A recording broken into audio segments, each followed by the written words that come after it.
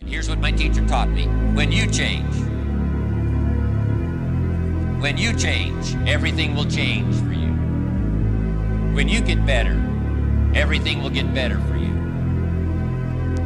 And that's where I picked up that phrase, for things to change, you've got to change. You don't have to change the marketplace. You don't have to change the marketing plan. You don't have to change the economy. You don't have to change countries.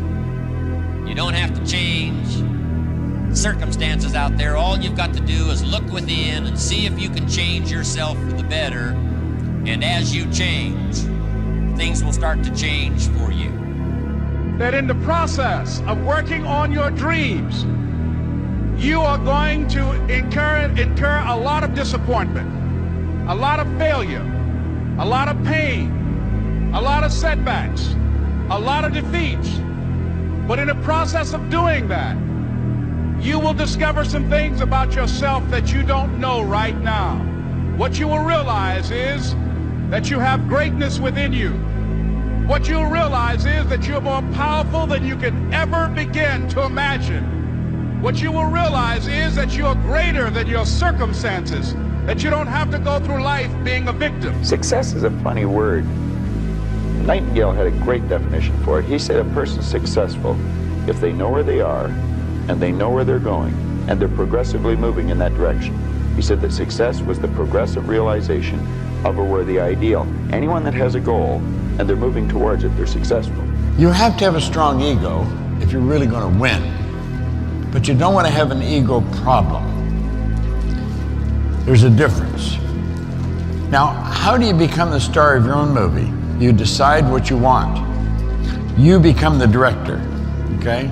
See, when you're the star, when somebody else is the star, you're not the director. Somebody else is directing your movie. You got to direct your own movie. What do you really want? But I met a high school teacher who one day changed my life. I was waiting on another student, and when he came in, he said to me, "Young man, go to the board and write what I'm about to tell you." And I said, I can't do that, sir. He said, "Why not?" I said, "I'm not one of your students." He said, "It doesn't matter. Follow my directions now." I said, "I can't do that, sir." He said, "Why not?" I said, "Because I'm educable mentally retarded." And he came from behind his desk and he looked at me. He said, "Don't ever say that again. Someone's opinion of you does not have to become your reality." I just asked Bud the exact same question, but do you view this season as a failure? Do you get the promotion every year on your job? No, right? So every year you work is a failure. Yes or no? No. Every year you work towards something, towards a goal, right? Which is to get a promotion, to be able to take care of your family, to be able, I don't know, provide the house for them or take care of your parents. You work towards a goal. It's not a failure. It's steps to success. Do you ever wake up and you say, I don't want to do it today? I fight against my mind. Yes, sometimes it's happened. We are all human beings. We are not happy every day. We are, not in a good mood every day. It's normal. It's part of us. I fight against that. It's the big challenge. It's when you're not willing to do something, but you have to do it. So a lot of people in general are afraid of failure. How did you become one of those people who doesn't seem to be afraid of failing? It doesn't exist. It's not existent. What the hell does that mean? Let's use happy endings, right? And we can relate this to failure. Why it's not existent? Like Snow White. She gets a happy ending. She finds Prince. Whatever she goes on, she lives happily ever after. Well, I call bullshit on it because 2 months later, the fact is they had an argument and he's sleeping on the couch. Right?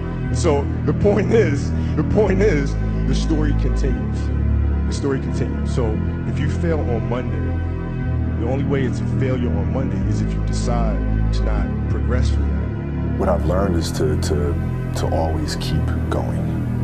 Always. I've come to find out is that, no matter what happens, the storm eventually ends. And when the storm does end, you want to make sure that you're ready.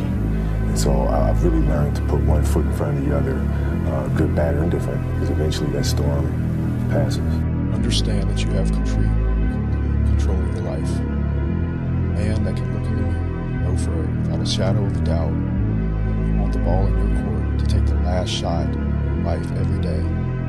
Is a man that can walk out into the world and be stripped of everything compass of your own life. You have no traumas to hold on to. You have no past to live in. All you have is a man that you build. You can build a man that you truly trust in every way, and you know without a shadow of a doubt that man will win because you trust him to win. You're the kind of man that can create a custom-made reality for yourself, your life, and the people that you love. Most people can only execute when they feel good. If you can be someone who can execute whether you feel good or whether you feel like, and you can execute at a high level, that means that the 30% of the time where they feel good and the 66.666% of the time where they feel like they're not executing, you have a 66% advantage over the time that you're executing that they don't, which means you're doing 2/3 more work than what they're doing. Okay, it's math. So you have to train yourself to become someone who is resilient, who has fortitude, who has grit, who can persevere, who can pay attention to their boss voice and can execute against the things that they know are going to move them where they want to go, even when they don't feel like it. I'm gonna say it again. I'm gonna hurt somebody. I'm gonna hurt somebody. Some of you need to give up your cell phone because the time you spend on your cell phone could be used for your success. The time you could be using to be successful, you're using it on the cell. And the cell phone is not bringing you nothing but a bill. And somebody has told you you couldn't live without it. I'm talking about going deep now, giving up stuff. Watch what it says. To be able at any moment to sacrifice what we are for what we could be. A lot of people, wonder, how did you become this? How did you become so vulnerable? How are you doing a podcast now when you were this kid? You overcame things. You fought them. And now this is what happens. This is on the other side of overcoming.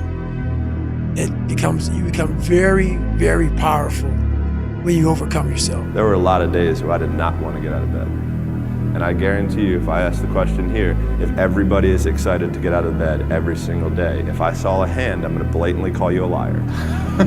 Because we all know that is far from the truth. But if you have those little small goals, those little small things that get you excited when you don't want to, it's going to make it even better and even easier at the end when you're getting ready for a presentation or the end of the year or this or that, whatever event you're leading up to. It's going to make it so much easier. And I think if you look at the greats in anything, in any walk of life, the greats do things when they don't always want to. And that's the separation. In order to paint a bright future for yourself, you have to be able to see it in your mind. You have to believe in it, and the more you believe in it, the more your world will start to change, and the more you'll just start to, see your beliefs come to pass. Well, for me, you visualize where you want to be and what you want to accomplish, and you kind of get lost asking questions, aligning yourself with people that have been through it before, that are just trying to outwork the next person, and that's the biggest thing. Yeah. I don't care how good you are in anything, you don't have discipline, you ain't nobody. Right. You're nothing without discipline, because you give up under the slightest struggle without discipline. 100%. Discipline is doing what you hate to do, but do it like you love it. And then just work like hell. You just have to put in, 80 to 100-hour weeks every week. If other people are putting in 40-hour work weeks and you're putting in 100-hour work weeks, then even if you're doing the same thing, you know that in 1 year you will achieve what they achieve. You will achieve in 4 months what it takes them a year to achieve. Clarify and define your vision for yourself in the highest possible way that you can see it. Do you want to be a 12-time All-Star? Yeah. Do you want to be a league MVP? Do you want to be, you want to set the three-point shooting record? Be as specific and see yourself as high as you possibly can, right? That's your first job, is to see it as high as you can see it. Be delusional, leader. Yeah. This is all about the quitting mind. So what's the quitting mind? So let's say it's day one of a job interview. We all know what that fucking shit feels like. You have your clothes laid out. You got your fucking food ready to go in the morning. You've been preparing for weeks and weeks and weeks. You show up and you bring your best self. You get the fucking job. Merry fucking Christmas. All right. After a couple months, you start showing up to work a little later. You don't look as good. Your clothes aren't fucking laid out. Your breakfast isn't ready. Your mind's getting softer. We do that shit with everything in life. When New Year's coming up, guess what? Don't have a fucking quitting mind. Repetition every day. Stay hard. You've never looked at yourself in the mirror and said, you let you down. Until you get to that point, you let you down. You're not brave enough. You want to put it on somebody else. The reason why I'm not successful is because of my boss. Have you ever looked at yourself in the mirror and said, I'm not getting up on time.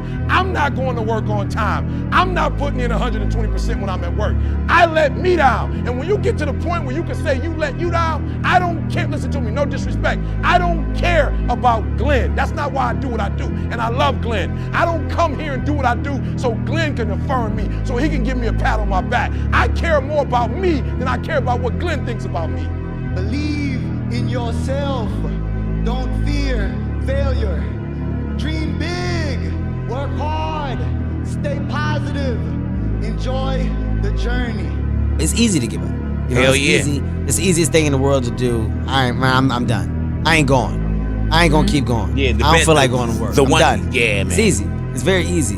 But what's hard is going, yo, yesterday I got nothing from working as hard as I could. Nothing happened from that. I'm gonna do the same thing again today, but I'm gonna try to go harder. That's the hardest thing in the world. To get up every day and give 100% and be in the same position that you were each day, but mentally know that you're trying and trying and trying. Pain is temporary, quitting lasts forever. Whatever else you want to say about Mr. Armstrong, he never quit. He gave everything he had every single time he went out on the racetrack. So when we're going through a problem today, I think it's really, really important to remember that whatever the pain is, whether it's physical, whether it's emotional, whether it's spiritual, those pains are temporary. And the sooner that we can ground ourselves into gratitude, love, fear, and compassion, the faster those things go away, the faster we're able to turn that around and make that pain go away. Jordan Peterson has a really interesting way of looking at this, and he said it to me once, and it made a lot of sense. He said, people think that you should be weak and you should be docile, and then you should be a pacifist. He goes, no, you should be a monster. He said you should be a monster, you should be ruthlessly ambitious, and then learn how to control it. Work, work, work, work, work. No results, but I'm a little bit better. Work, work, work, work, work. Work, work, work, work. No results, but I'm a little bit better. Work, work, work, work, work. No results, I'm a little bit better. Work. Boom. Just got paid. I just got paid. And it looks like overnight success. Yeah. It's like, oh, shit. It happened in a year. No, bro. It doesn't. Because if you do all those things, even if nothing happens and you know you're doing the right thing and you're on track, overnight success becomes this easy thing because you were internally growing and then the bubble popped. And then boom, it looks like you were doing it all along. It's hard when you're young to wake up in the off season at 6 a.m. to go train and work out, knowing that all your friends are sleeping in and eating pancakes. It's hard when you're on your way to practice, way down with all your gear, and it's 90 degrees out and all the other kids are at the pool or at the beach, and your body is already completely exhausted from workouts in 2 days. It's hard to throw, catch, block, and tackle, and hit kids when they're way bigger and way more developed than you, only to go home that night bruised and battered and strained, but knowing you have to show up again the next day for just the chance to try again. But understand this, life is hard. Have trust, build yourself up, prepare yourself, and be confident enough that once these dark times comes, you have still an image, a vision, why they came to your life. It is to make something about you expand, because nobody likes the darkness. All of man's problems arise because he cannot sit by himself in a room for 30 minutes alone. In this Twitter tweet, mean world that we've created for our children, the least we can do is consider what we've done and think about the young people, the future, and individually, collectively do the best we can to try and turn this thing around. I blame no one.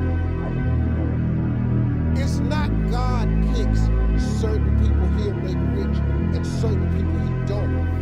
He gives all of us as his children the power of choice.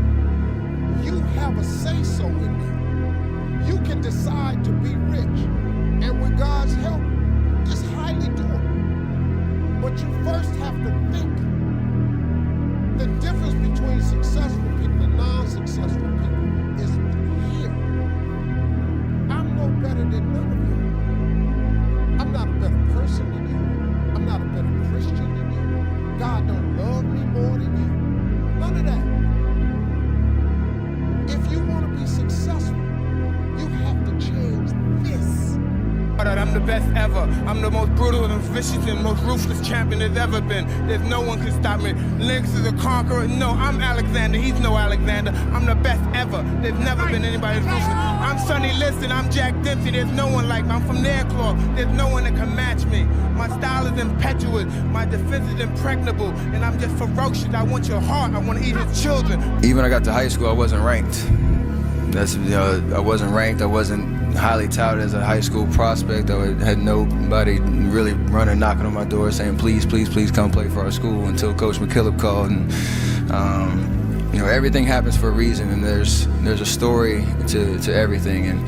And if you take time to realize what your dream is and what you really want in life, no matter what it is, whether it's sports, whether it's in other fields, you have to realize that there's always work to do, and you want to be the hardest working person in whatever you do, and you'll put yourself in position to be successful. And you have to have a passion about what you do. And basketball was mine, and that's what's carried me to this. If I can build an image of something in my mind, I'm quite capable of building a physical replica of it in my world.